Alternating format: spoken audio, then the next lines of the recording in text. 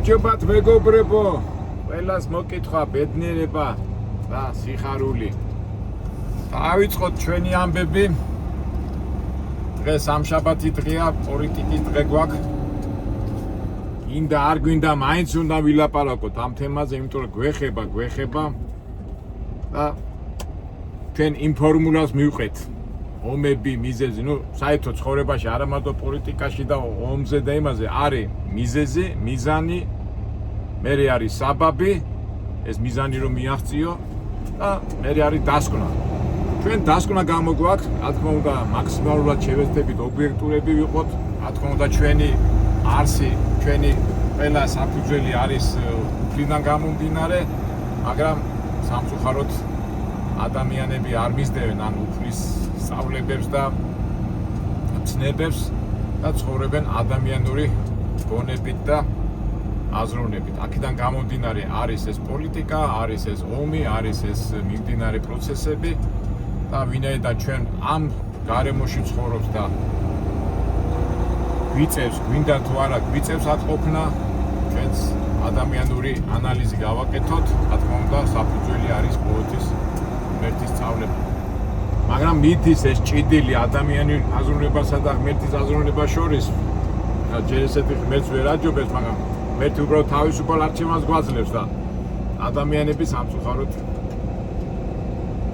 არ უსმენენ ამას.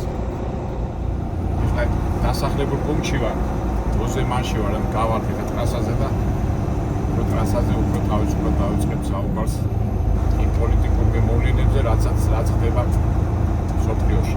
პირველ რიგში დავიწყებთ საუბარს გლობალურად, ამერიკიდან დაწყებული. დღეს მინდა ცოტა ყურადღება მივაქციოთ ისრაელის პოლიტიკას, ამასაც გეტყვით რატომ და მერე საბოლოო ჯამში მივადგებით ჩვენ თეთრ საყვარელ საქართველოს. როგორც წინა ვიდეოში თქვი, ჩვენი ინფორმაცია, ანუ წყაროები მოდის CNN, BBC-ზე, ისრაელის ტელევიზია, რუსეთის ტელევიზია, საქართველოს ტელევიზია და საინფორმაციო წყაროები და იქიდან მერე გამოგვაქვს სხვადასხვა დასკვნები. საერთოდ ზოგადად ყოველთვის ვცდილობთ ხოლმე, რომ ლოგიკაზე დამყარებული დასკვნები გამოვიტანოთ და ამ მიმდინარე პროცესები, რაც ახლა მსოფლიოში ხდება, რომ დააკვირდეთ და რომ შეხედოთ ზედაპირულად, თითქოს არაფერი არა ლოგიკური და ადამიანები იბნევიან. ჩვეულებრივი მომენტი ახლა თუ კარგად არ ჩაწვი და კარგად არ გაანალიზე, ის დასკვნას ვერ გამოვიტან. ახლა ბევრი მიზეზებია, ხო, ადამიანები მუშაობენ, თავისი პრობლემები აქვთ, ის ეკონომიკური, ოჯახური, მაგრამ და ბევრსაც ვერ მოხსოვ ამას, თუმცა აუცილებელი რომ ისე იქიდან გამომდინარე რომ დააბრალო შენ მიმდინარე პროცესებს და არ შეხედო იმ გარე პროცესებს რაც ხდება, არ იქნება სწორი. ასეა თუ ისე, რა თქმა უნდა, ისევ თავისუფალი ნებიდან გამომდინარე ადამიანი ირჩევს თავისუფალ ნებას, ეს ძირითადი საფუძველი ჩვენი აზროვნებისა და აქედან გამომდინარე ჩვენ არა გვაქვს უფლება ვინმე განსაჯოთ, ვინმე განვიკითხოთ, უბრალოდ ჩვენ ვაჩვენოთ ის რაც არის. ახოთ აბა როგორ გამოგვივა. ჩვენ ყოველ შემთხვევაში ასე ვცდილობთ. დავიწყოთ ჩვენი ამერიკის პრეზიდენტი ტრამპით. ანუ ტრამპა-ტრუმპათი. ეხლა ზოგი იტყვის, შენო დამცირე, რატომ ამცირებ ადამიანს ტრამპა-ტრუმპა, ჩვენ ალბათ ყველა მიხვდება რა ვიგულისხმი ამაში, მაგრამ გულახდიათ რო გითხრათ, არ დავცინი მე მაგას. თვითონ ტრამპის ბიოგრაფიაში რო ჩაიხედო, მისი წინაპრები არიან გერმანიიდან და მისი ბაბუა ჩამოვიდა აქა, როგორც 18 წლის ასაკში ჩამოვიდა და მისი გვარი იყო ტრუმპი, გერმანო ტრუმპი და მერე გადაიკეთა და გახდა ტრამპი. ამიტომ არც ტრამპს და არც მის მიმდევრებს ეს შეურაცხყოფა არ უნდა მიიღონ, იმიტომ რომ ტრამპა ტრუმპია რა. რა ვქნათ, ასეა და რომ მომადგეს ახლა ვინმე რატომ აყენებს შეურაცხყოფას, რატომ აყენებ პრეზიდენტ შეურაცხყოფას, არ ვაყენებ, მართლა ტრამპა ტრუმპია. თუმცა ჩვენში დარჩეს და თავის გვარს ამართლებს. მაგრამ ეს ასე ჩანს პირველ რიგში, მაგრამ ტრამპა ტრუმპავს, მაგრამ რაღაცა რო ჩავწდებით რაღაც ლოგიკას მიხვება და აი ამაზე ვილაპარაკოთ ახლა ჩვენ.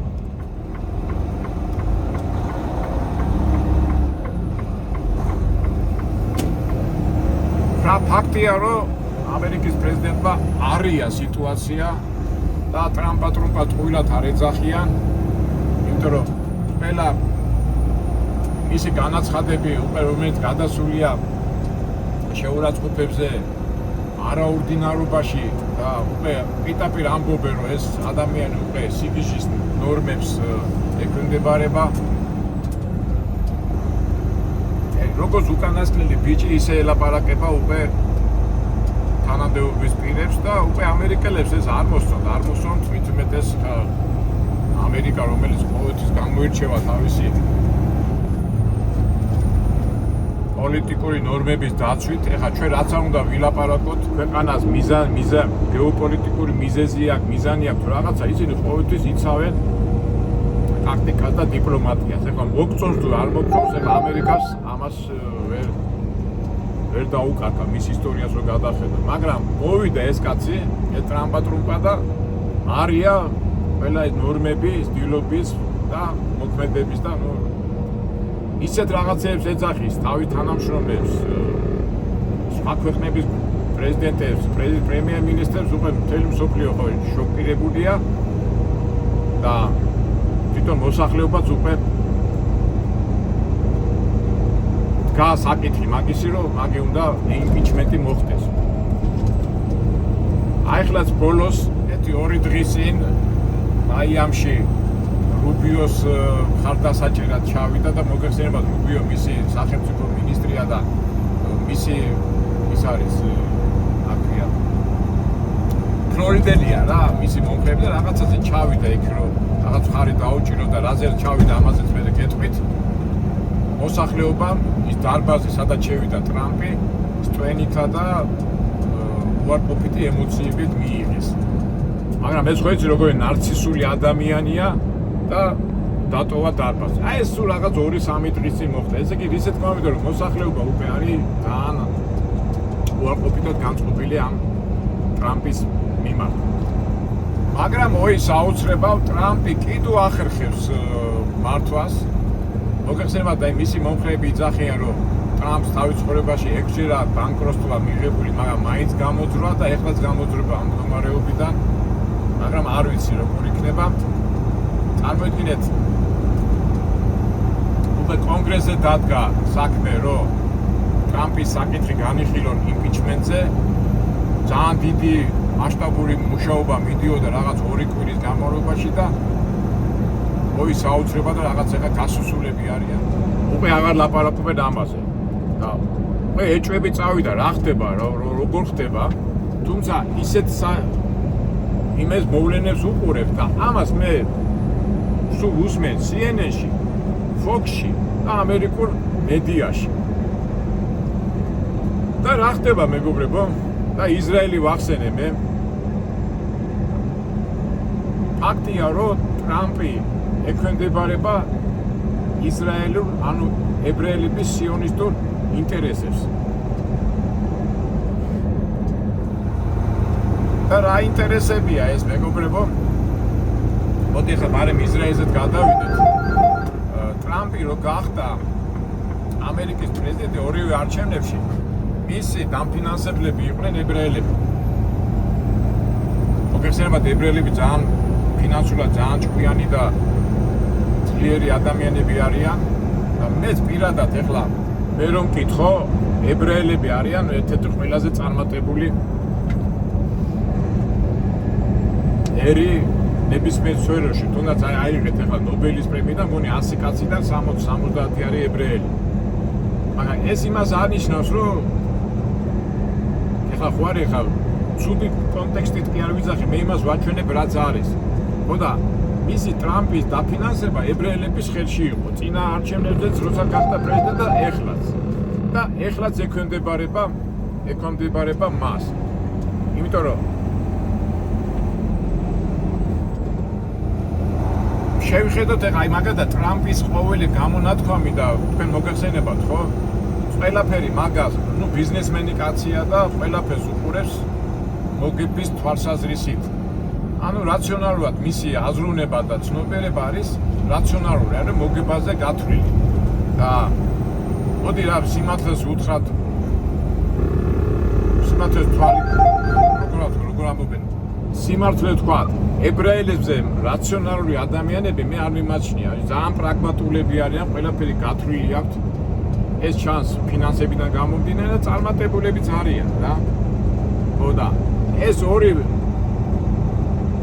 რაციონალური აზროვნება დაემთხვა ერთმანეთს და ჩვენ როგორ ვამბობთ, ყოველთვის ყოველი მოქმედება არის რაღაცა მიზეზი და მიზანი, ხო და ეს ფაქტია, რომ რაციონალობა რაში გამოიხატება, რომ უნდა კონტროლდებოდეს ყველაფერი. და ფაქტია, რომ ვინ აკონტროლებს გინა პოლიტიკურ სიტუაციას, გინა ეკონომიკურ სიტუაციას, ის ვისაც აქვს ძალა. და ადრეც წარსულში და ალბათ მომავალშიც ამ სამყაროში და ამ დედამიწაზე ძალა არის ფული. ფული შეიძლება ხა მე უხეშად ვამბობ, მაგრამ მე ასე ინტელექტუალურად და განათლებულად ვიტყვი არის ფინანსები და ფინანსები არის ძალა.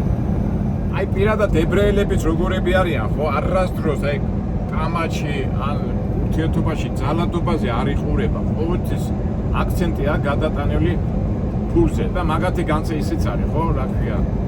ასეთი ანდაზა, თუ შენ საქმეს ფულით ვერ გააკეთებ, იმას უფრო მეტი ფულით გააკეთებ. აი როგორ არის ჩადებული ებრაელებში. ეხლა მე ამას კი არ ლანძღავ და იმას კი არ ვიცი, უბრალოდ ვამბობ იმას რაც არის. ეხლა წეღანა ვთქვი კონგრესის ამბავიო 1-2 კვირის წინ ძალიან ხმაურობდნენ, ეხლა გასუსულები არიან და პირდაპირ წერია, რომ მოგეხსენებათ ამერიკის პარლამენტი ორ ნაწილად არის ზედა პალატა, სენატორები და ქვედა პალატა, კონგრესმენები და 70-80% ამ კონგრესმენების და სენატორების დაფინანსებული ყოფილან ებრაელების მიერ. აქედან გამოდის რა გამოდის, ვინც უკვეთავს მუსიკას, ის მართავს ყველაფერს. ვინც იხდისო, ის უკვეთავსო მუსიკასო. და აი ეს ფორმულა გამართა და კონგრესელი გასუსულია და ამ ტრამპმა კიდე გაუბერა და გაუბარა და არ ვიცი ახლა რა იქნება, ერთ კვირაში უნდა შევიდეს კონგრესში ეს ტრამპი და უნდა წარადგინოს ეს თავისი მოქმედებები, რაც ირანში მოხდა, როგორ მოხდა, რატომ მოხდა. თქვენ იცით, რომ ზოგადად ამერიკული საზოგადოება ძალიან წინააღმდეგია ამ პროცესებისა, ამ ომის პროცესები, რაც ხდება ირანში და საერთოდ მთელ მსოფლიოში. წინააღმდეგია მოსახლეობა, 1000 ეკლესიური რელიგიური ორგანიზაციები და წინააღმდეგები არიან სამხედროები. როგორც ვიცი, 25 გენერალი გადადგა და ამ გენერლის გადა მთელი სამხედრო სპეციალისტები და წარმოგიდგენთ ომის ხალხი, ვინც ომში იციან რა არის, არ ექვემდებარებიან ექსტერი ყავს ახლა ის გიჟი ომის მინისტრი რო არის და არის ძალიან დიდი, ასე ვთქვათ, დომხალი თავდაცვის სამინისტროში. ახლა თავდაცვის სამინისტროს არ ეძახიან, ომის სამინისტროს ეძახიან. ამ მომენტით ისარგებლა დემოკრატიულმა პარტიამ და ეს გენერლები და ეს სამხედრო პირები უცბად გახადეს პოლიტიკური თანამდებობები მისცეს დემოკრატიულ პარტიაში და უკვე ემზადებიან მომავალი არჩევნისთვის, რომ ეს ტრამპი მოაშორო. მაგრამ ტრამპი ართმობს ისეთი ომახი და იმით ყვირის და ისეთი იმებს აკეთებს, რომ აი არ ვიცი და ამ დროს ხავს მომხრეები. და მივადგეთ ისე ისრაელს, ამას მე ყველაფერს ამას ვკითხულობ, იქიდან კი ავიძახე CNN-ს, BBC-ს რომ მოусმენ, ყველა მაგას ამბობს და მივადგეთ ახლა ჩვენ ებრაელებს, ისრაელის სახელმწიფოს და საინფორმაციო წყაროებში რა მიდის.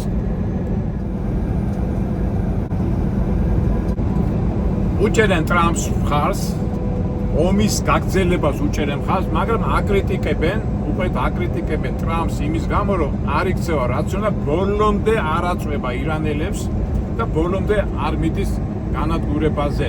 ეს უკვე ისრაელის საინფორმაციო წყაროები საინფორმაციო წყაროებზე დაყრდნობით ვიძახი მე. მოგეხსენებათ ახლა ორკვირიანი შესვენება გაკეთებული, ტრამპა გამოაცხადა, ზოგმა ეს ტრამპა იძახის ჩვენ მოვიგეთ, ისი, მაგრამ ისრაელი იძახის არა, არ შეიძლება უნდა გავაგრძელოთ და მოგეხსენებათ ახლა ისრაელი ჩილოითი ივანს და იმებს არ თყავს და როევნებიან ირანელები თქვენ ხო გავჩედითო ომი, რატო არ გააჩერეთო, რატო არ ჩედებითო, რატო არ ებრაელები იძახიან იმ ხელშეკრულებაში ორკვირიან შესვენებაზეო ივანის ამბები არ არისო მოყვანილიო რა. აი ცოტა ისეთი სიტუაცია მე ახლა კი არ მინდა დაგძაბოთ, მაგრამ მე ვამბობ რეალობას, აი ძალიან ფაქიზი საშიში სიტუაცია, იმიტომ რომ აშკარად იგრძნობა, რომ ეს ორკვირიანი შესვენება იმისთვის ჭირდებათ, რომ შემდეგი შეტევა განახორციელოს ირანზე. ირანელებმაც ეს იციან და ემზადებიან. ამ ტრამპის არაორდინარობაც აი კიდევ აი ცოტა არეულად ლაპარაკობ ამ გონი გამოვიტან დასვლას. ეხლა გუშინწი გამოდის რომ ტრამპი გამოდის და იძახის რომ აი ირანი კაი ხალხია, ის ხელმძღვანელო ჩემი მეგობრები არიან. ამას იძახს უსმენ კაცო რევს ამბობს. როგორ ერთი კვირის წინ, ორი კვირის წინ გაანადგურე ქვეყანა და ეხლა იძახი მეგობრები არიანო. და მე წავალო იმაშიო, რა ქვია, ჩინეთში ეხლა მაისში აპირებს ვიზიტს და სი ძინპინი ჩემი მეგობარიაც მაკაცია და ჩვენ ყველაფერს მოვაგვარებთ. მე მიაყოლა რუსი, პუტინი ჩემიც მაკაცია და ხალხი დაიბნა. რა კიდე ძმაო, მაგრამ აი გარედან კი ჩანს რომ დაიბნა, მაგრამ ფაქტია რომ ლოგიკას რომ მივყვეთ ეს კაცი ან ვიღაცა ვინც იყენებს, ნუ ძირითადად ეხლა მე ვიძახი ებრაელი ლობის ვიძახი, იყენებენ ასეთ გამოხტომებს, მაგრამ ალბათ ეს შესვენებისთვის არის საჭირო და გარედან რო უყურებ ამას, უყურებ და გიჟია ფიქრობ ეს ტრამპი არ არის გიჟი, ეთქვა სპეციალურად აკეთებენ ამას, ვითომ დაგვაწყნარონ, არ დაგვაწყნარონ. აი იმ დღესაც გამოვიდა ტრამპის ინტერვიუ იყო 5 დღის წინ და გამოვიდა ტელევიზორში და 2 საათიანი ინტერვიუ იყო და ასე რაღაცებს ლაპარაკობს რომ ამერიკა ყოველთვის გაიმარჯვებს, ჩვენ გამარჯვებულები ვართ ირანის ომზე იძახის და თან იძახის რომ მე კითხეს აი ნავთობის ფასი ეს არაფერს დროებითიაო, ეს ცოტა ხანში ისეთ ფასებზე და იმ ფასებზე უფრო დაბალი იქნება სანამ ომამდე იყო ფასები და ყველაფერი კარგად იქნება და გარედან რო უსმენ ხო ფიქრობ რა გინდა კაცო ყველაფერი კარგად იქნება, მაგრამ რო ჩაწვდები ამ კაცის აი ეს ტრამპატრუმპობა და მე მაგალითად მაშინებს, იმიტომ რომ ასეთი არადეკვატური და ასეთი ტრამპატრუმპა ხასიათის გამო შეიძლება სოფლიო ჩაერთოს ატომურ იმაში, რა ქვია, კოლაფში. მე პირადად რომ მკითხო, მე მაგალითად შეშინებული ვარ, მაგრამ იმედია ღმერთი არ დაუშვებს ამას და ჩვენ უნდა ვილოცოთ, რომ ეს არ მოხდეს. ამ მოვლენებზე თავისი აზრი გამოთქვა რომის პაპმა, ხო? მოგეხსენებათ რომის პაპა კათოლიკური ეკლესიის თავია, რომ ომი არ უნდა იყოს და რაღაცა სხვა გზებით უნდა გავაკეთოთ. ბევრი რაღაც არ ულაპარაკია და გამოვარდა ეს ტრამპი და შენო ძმაო, იქო ტახტი რო გიკავიაო რომშიო, ვისი დამსახურებით ახარ?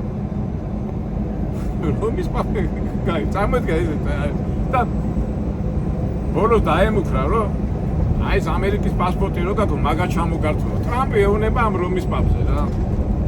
ეხლა რომის პაპმა ვეც აღარ მაინც ორწმუნე ადამიანია და მეო ჩემთვის პასპორტი კი არა, თორე ჩემთვის თავარიაო სახარება და ღმერთიო და ნუ ამედინა, აი რა პარადოქსამდეა მისული სამყარო. და ნუ გავიწყდოთ მეგობრებო, კათოლიკური სამყარო მგონი 2 მილიარდი ადამიანია და ამ ტრამპს რა ქვია თავრობაში ხავს ნახევარზე მეტი კათოლიკები და ეხლა რაღაცებს იგონებ და ვიღაცა ხალი ხავს და ვენსიც კათოლიკია, რუბიოც კათოლიკია და უპირისპირდება ამეთქე კათოლიკებისთვის რა იქნება ეხლა ამ ტრამპის განაცხადი, ხო? ეხლა შიდა ასე ვთქვათ სასახლეშიც არის რაღაც გაურკვევლობა, ვენსი ხო მოგეხსენება ეს ახალგაზრდა პრემიერ, რა ქვია, ვიცე-პრეზიდენტი ისეთ უხერხო მდგომარეობაში აგდებს, ეხლა ფაქტობრივად მიდის ხმები, რომ ვენსა და რუბიო შორის არის წინააღმდეგობა, რუბიო ყველაფერს უჯერებს ამ რა ქვია იმას, ტრამპს და ვენსი უკვე ცოტა ეწინააღმდეგება და უკვე რა ხდება? არჩევნებზე მიდის საუბარი და უკვე ტრამპს უკვე არ მოსწონს ეს ვენსი და ისეთ დავალებებს ასრულებს, სადაც წარმატებას ვერ მიაღწევს. და ტრამპი აგზავნის ამ ვენს უხერხულ ადგილებში. აი პირველი გამოგზავნე იყო მაგათაც ეხლა იმაზე გამოაგზავნა, რა ქვია, ურბანის არჩევნებზე. მოგეხსენება ხა, სადაც ეხლა მთელი ევროპა და ის გაგიჟებულია ამ ომზე დაწყები და ამ ომის შედეგებიდან და ორბანს გამოეცხადა ეს ვენსი, რომ ამერიკა თქვენ გვერდზეა, ტრამპი თქვენ რა თქმა უნდა წააგო, ეს ძალიან მინუსია ვენსისთვის. მე ეს ვენსი გააგზავნა ისლამაბადში ირანსა და ამერიკას შორის მოლაპარაკებებზე, იქაც არაფერი არ გამოვიდა. ეხლა აი სულ ისეთ უხერხულ ადგილებში აგზავნეს, რომ ესე იგი გაანადგუროს ეს ვენსი. ეხლა რუბიოზაც ეტაკა, ეხლა აკრიტიკებს რომის პაპს, ანადგურებს რომის პაპს და ამ დროს რუბიო არის კათოლიკი და წეგანაც რო თქვი მაიამში ჩავიდა და მის მხარდასაჭერს გამოჩნდა ეს ტრამპი სტვენა და ღრიალით დახვდა მოსახლეობა ამ ტრამპს.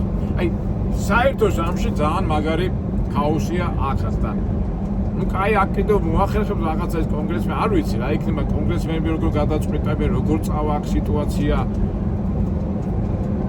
ებრაელები როგორ გადაწყვეტავენ ფაქტია ებრაელები მართავენ ამ სიტუაციას იმედია ეს გადადის ამ სოფლიო იმაზე და თან ეხლა ისრაელი არ თმობს ამ საომარ პოლიტიკას და გამოჩნდა თურქეთი მოგეხსენებათ 1-3 დღის წინ თურქეთში იყო რაღაც შეხვედრა და ერდოღანმა პირდაპირ განაცხადა რომ თუ ისრაელმა ჯერ ისე წინააღმდეგობა ქონათ ადრე ერდოღანს და ისრაელის შორის და ამ განაცხადა ერდოღანმა რომ ისრაელს მართავენო გიჟებიო და არ არის გამორიცხულიო რომ ჩვენო საომარ პოზიციაში დაუპირისპირდეთ ისრაელს. აი წარმოიდგინეთ რა საშიშროების წინაშე დგავა და საშიშროება იმდენად რამდენიც აი ქაოსი. ეხლა შენ თუ თურქეთი არის მეორე ჯარი ნატოში 90 ამდენი ხო ნუ მილიონზე მეტი ჯარისკაცი ყავს სამხედრო ჯარი და ძლიერია და ეხლა თუ თურქეთმა ისრაელს დაუწყო ომი ნატო რა შვება მე ისრაელი აი წამოდი რა ქაოსი იქნება და ეს როგორიც ტექტონიკური და სასწაული ცვლილებები მოხდება ამ რეგიონში და მე პირადად აი ხო ლაპარაკობდი ლოგიკა ერთადერთი ლოგიკა არის რომ მე ხა ებრაელებს და ისრაელს თხოვ რომ რაღაცნაირად ცოტა ჭკვიანად მოექცნენ იმიტომ რომ რა ვიცი ხა ებრაელები ძალიან ჭკვიანი ხალხია მაგრამ რატო ასე თუმცა აი უკვე ისრაელის იმაშიც უკვე საქმე რა შეეცით რომ აკრძალულია ოპოზიციური აზრების გამოთქმა. რაღაც ინტერნეტ სივრცე და კი მესმის, მაგრამ ზოგადად აი ხა მაგათ ისრაელში რომ ებრაელების მთავრობის ან ბიბი ნათანიელოს წინააღმდეგ რაღაც რო ილაპარაკო, დაგბლოკავენ, დაჟე ქიჭერენ. აგერ უკრაინამაც ზელენსკი ხო ებრაელია და თუ შენ რა ქვია უკრაინაში ხო ეს ოპოზიციური პარტიები ხო შეჩერებულია, მაგრამ ეხლა თუ იტყვი შენ ისრაელზე რაღაცა ცუს ამ მიმდინარე პროცესებიდან გამომდინარე ციხეში ქსვავენ. აი ეხლა გუშინ ვკითხულობდი რა. აი წარმოიდგინეთ რა პარადოქსია, მაგრამ საერთო ჯამში რომ გინდა თუ არ გინდა რომ ისრაელის პოლიტიკა გვარდება ყველა ებრაელებს მე ცუდი იმით კი არ ვიძახი კაცო ებრაელები ძმაკაცების მეტი რა მყავს მაგრამ თვითონ ირანში ცხოვრობენ ძალიან ებრაელები 7 ებრაელები და ძალიან მშვენივრად პრობლემა არ აქვს მაგრამ აქ არის პოლიტიკაზე საუბარი პოლიტიკაზე და სამწუხაროდ რომელიც აი ესე აბდაბუდა და ქაოსური სიტუაცია მოიტანა დღევანდელ მსოფლიოში და ისე ამ ქაოტურ სიტუაციაში რომ გავერკვეთ დაუბრუნდეთ იმ ჩვენ ფორმულას, რასაც ქვია მიზანი საბაბი. მიზანი რა არის, რომ აკონტროლოს ებრაელებს უნდა ისრაელს უნდა აკონტროლოს ეს შუა აზია, ამერიკას და იმას უნდა აკონტროლონ ეს ნავთობი. აი ნავთობზეც გეტყვით ახლა. ორმუზის სრუტე ხო გადაკეტა იმან ირანმა და ახლა მოლაპარაკების დროს თითქოს უნდათ გააკეთა ამერიკამ უფრო აქით უკვე იემენის მხარეს იქ გადაკეტა. ნუ ახლა ორმუზის სრუტე ძალიან ვიწრო, იქ ადვილია გადაკეტა. აქით ამ მხარეს ხო იემენის მხარეს ლუკას რო შეხვდა იქ დიდი სივრცეები და ამერიკამ გადაკეტა და აი აქაც უკვე დაპირისპირება კაცო თუ შენ მოლაპარაკებაზე მოდიხარ რატომ მიკეტავ და ირანი უკვე ამერიკას ამაში ეწინააღმდეგება და ამიტომაც არ ხდება მოლაპარაკებები. და სადღაც მართალიც არის. თუ შენ მოლაპარაკება გინდა, რატომ მიკეტავ, ხო? მაგრამ საერთო ჯამში რომ არა წესერი და არა კანონიერი თამაში მიდის, ესეც ფაქტია. და დასკვნა გამოგვაქვს, არანაირი სიმშვიდეს და სიწყნარეს არ ელოდება. რაღაცა დრო აიღეს, არ უნდა თამადა მომისთვის ემზადებიან, ეს ფაქტია. ნუ რა ვიცი, მე ყოველ შემთხვევაში ასე მგონია, მაგრამ მერც ვთხოვ, რომ ეს ყველაფერი რაღაცნაირად მოგვარდეს, მაგრამ დღევანდელი დღეიდან გამომდინარე ასეთი ცუდი სიტუაცია.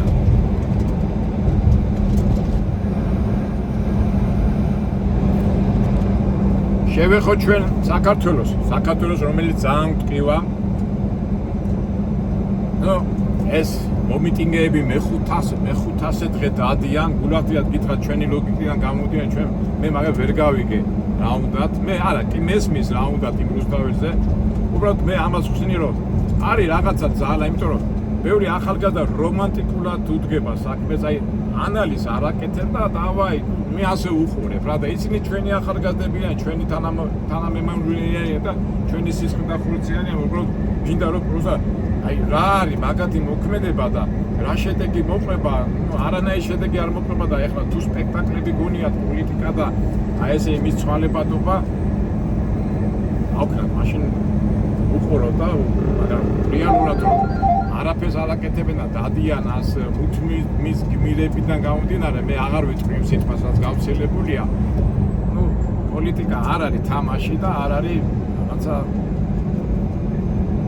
ბავშვობა რა და სამწუხაროდ ეს ხალხი რო დადის რუსთაველზე ბავშვობით არიან დაკავებული.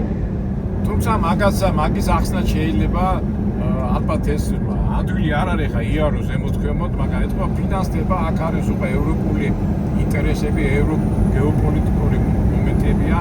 ეხლა ამჟამად ევროკავშირი და ეს ევროპა თავისი მიზნებით დასუსტებულია, მაგრამ მაინც ინარჩუნებენ იმისგის რომ სოფლიო სიტუაცია შეიცვლება და მე უკვე ამ ენერგიას ამ ახალგაზრდა მომავალი გეგმებისთვის გამოიყენებენ. ეხლა მე რაც ველაპარაკე, ამას ბევრი ვერ მიხვდება, იმიტომ რომ ჩაწვდობა უნდა იცოდე გეოპოლიტიკა და ის მიმდინარე პროცესები, რაც სოფლიოში ხდება და სოფლიოში ძალიან ცუდი ამბები ხდება და მე ნამდვილად გული წდება, რომ ჩვენი გარკვეული ადამიანები რაღაც დაფინავენ რა ასე რო თქვა და მე არ მაქვს პრობლემა ნებისმიერ დროს ახლა მე თუ ვიღაცა გამომიხდა და დამიწყო აქა წინააღმდეგ არ არის პრობლემა ნებისმიერ დაუждები მაგიდასთან დაუждები გვარმაგიდასთან და გაულაგებ სიტუაციას და მე თვითონ არჩიოს სულ მაგას ვიძახით არანაირ შეურაცხყოფას და არავის ზედმეტ ჩვენ არ ვაკადრებთ მაგრამ ყველა ას მოვისმენთ ყველა მიმართულებას მოვისმენთ და ჩვენ დავალაგებთ ყველაფერს მაგრამ სამწუხაროდ ამის მოსმენა არ უნდათ და რაღაცა ლოგიკური შეიძლება რომ მიდის ხოლმე მე იწი მაგათი პასუხია რუსი ხარ და ეს არის და ეხლა რუსობით და გინებით და იმით საქმე არ კეთდება და თუ ვისაც საქმე უნდა და ვისაც უნდა ცოტა გარკვევა მე შეძლების გარკვევად ეხლა მე ვინა ვარ მაგრამ მე ჩემებურად დავალაგე და გვერდზე გამოვარ იმიტომ რომ ჩვენ მორწმუნე ხალხი ვართ ჩვენ მეთის სწავლების მიმდევრები ვარ და ჩვენ მივდევთ ყველას გინდა ცუდი იყოს, გინდა კარგი იყოს, მაგრამ ჩვენ ყოველთვის შევეცდებით, რომ სიყვარულით და მეგობრობით მიუდგეთ ნებისმიერ საკითხს. ეხლა ზოგი მაინც ხოჭი, ზოგი მეუბნია შენ ქოცი ხარ, არა ვარ მე ქოცი, მაგრამ ბევრ რაღაცა რაც ეს თავრობა აკეთებს, ბევრ რაღაცა არ მომწონს, მაგრამ უმეტესობა მომწონს და უპირველეს ყოვლისა ეს არის მშვიდობა, რომ შენარჩუნებულია ამხელად ცეცხლში, გარშემო სულ ცეცხლში ვართ, ჩილოეთის ომი, სამხრეთის ომი, ვერძე ომი, სულ და ჩვენი მთავრობა ამას აახერხებდა. ეს როგორ არ უნდა დაუფასო. რავი, მე მგონია ასაფასებელია და მე ვაფასებ კიდევაც. თუმცა ერთი კრიტიკა მაქვს და აი ამასაც ვიტყვი ჩემ ტკივილს. პარადოქსიც არის, ხო, აი მშვიდობას ხო მივისწრაფეთ, ეს ხო გვინდა მშვიდობა და ერთი აქ შევიდე და იცით, ცოტა ისიც შესასვლელია.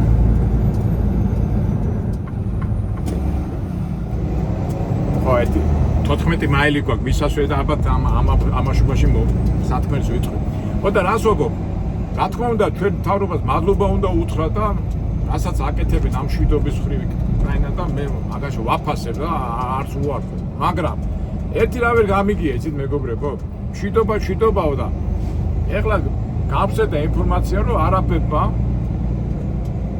არ ვიცი, მგონი სამხარაძე იყო რაღაც არაბების შეხვედრაზე და იქ წაუყენეს ჩვენო გვინდაო ის აშენება შენობებისო და იქო მოსახლეობა წინააღმდეგობას რო გიწევთო, ეს როგორ გავიგოთო და აქედან ამ სამხარაძე არა პრობლემა, არ არის პრობლემა.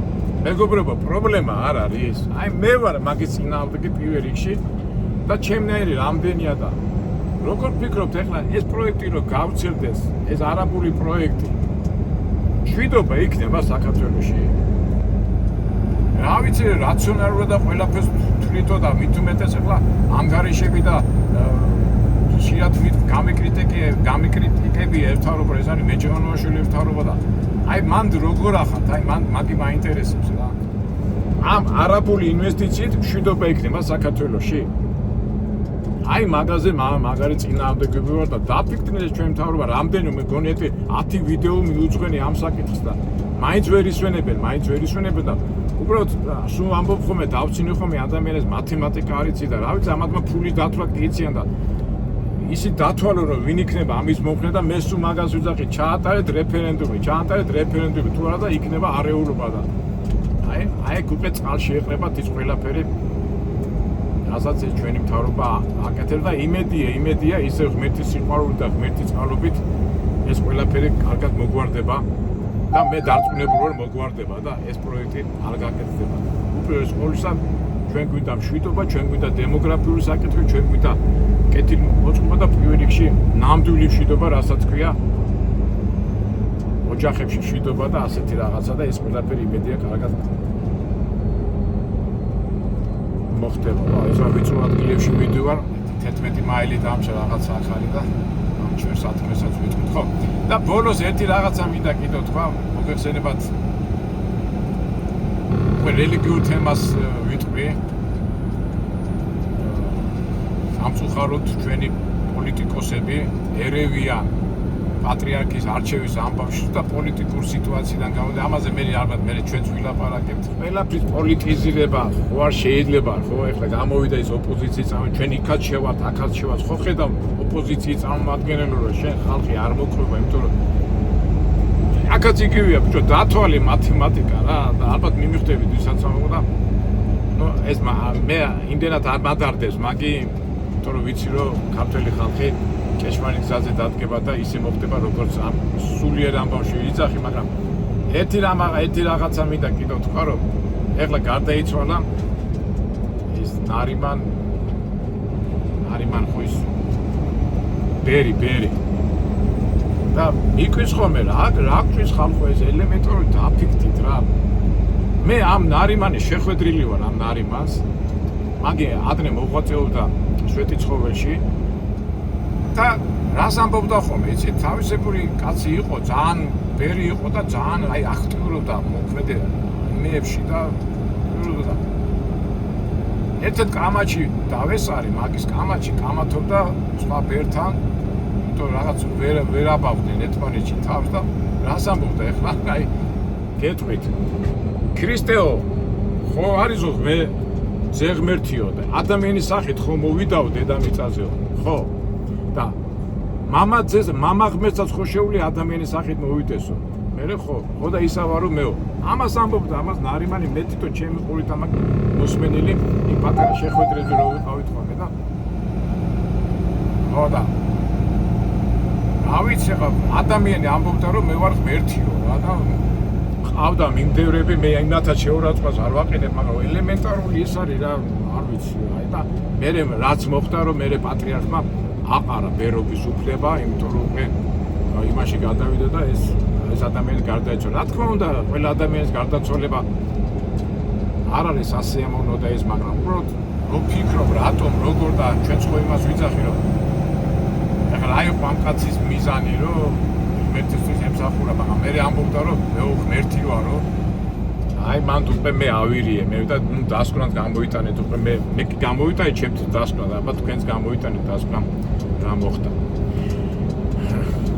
ავიცებ მეგობრებო, არ ვიცი, ნუ საინტერესო სამყაროში ვცხოვრობ, ძალიან სამწუხარო ეს საინტერესო უკვე საშიში მდგომარეობაში გადადის, მაგრამ იმედია ღმერთი დაალაგებს და პირველ რიგში ჩვენ უნდა დავლაგდეთ, იმიტომ რომ ღმერთი გეუბნება ასე იცხოვრე და გააკეთეს როგორც მე გეუბნები და ყველაფერი დაალაგდება, მაგრამ სამწუხაროდ როგორც ვიდეო დასაწყისში დავიწყე, ადამიანები არ უსმენენ ღმერთს და უნდა თავისი გზით თვითონ გადაწყვიტონ ყველაფერი ადამიანური ბუნება. რა ვიცი, ჩვენ ყოველ შემთხვევაში ვცდილობთ უფალს მოусმენოთ წმინდა წერილის სახით, ვცდილობთ რომ ისე მოიქცეთ, როგორც უფალი გვასწავლის. რა თქმა უნდა, ჩვენს შეცდომები მოვდის ჩემი სახით და მე ყოველთვის დათავარ ბოდიში მოვიხადო თუ რაღაცა შეცდომა მომივიდა. იმიტომ ბოდიში არის ერთ-ერთი მთავარი. ამ ბოდიში მე ცოტა ხანში ვილაპარაკე. ასეთი თემა იქნება, რომ ბოდიში კაცმა უნდა მოიხადო თუ არა და ეტ-2-3 დღეში მაგ თემაზეც ვილაპარაკე, მგონი საინტერესო თემა იქნება. კარგით მეგობრებო, ღმერთი იყო ჩვენი მფარველი, ჩვენ ვიყოთ უფალთან და სულ მაგას ვიზახი, ვიქნებით უფალთან, გავაკეთებთ უფლის სწავლებებს, განვახორციელებთ მას ცხოვრებაში, ყველაფერი კარგად იქნება. არ განვახორციელებთ და რას იზამ. იმისთვისაც ვიქნებით მზად, რომ ყველა დაბრკოლება და ყველა პრობლემები გადავჭრით. როგორ ვამბობთ, ყველაფერს აქვს თავისი დრო. უბრალოდ დრო რომ მოვა, იმ დროისთვის უნდა ვიყოთ ჩვენ ყველანი მზად. კარგით, მეგობრებო, გემშვიდობებით, ცოტა პოლიტიკურ თემა შევეხეთ და გავაგრძელოთ ხვალიდან ისევ ჩვენ ვიდეოებს. იმედია საინტერესო ვიდეოები იქნება. სასარგებლო და კარგი. კარგად, ღმერთი ჩვენთან.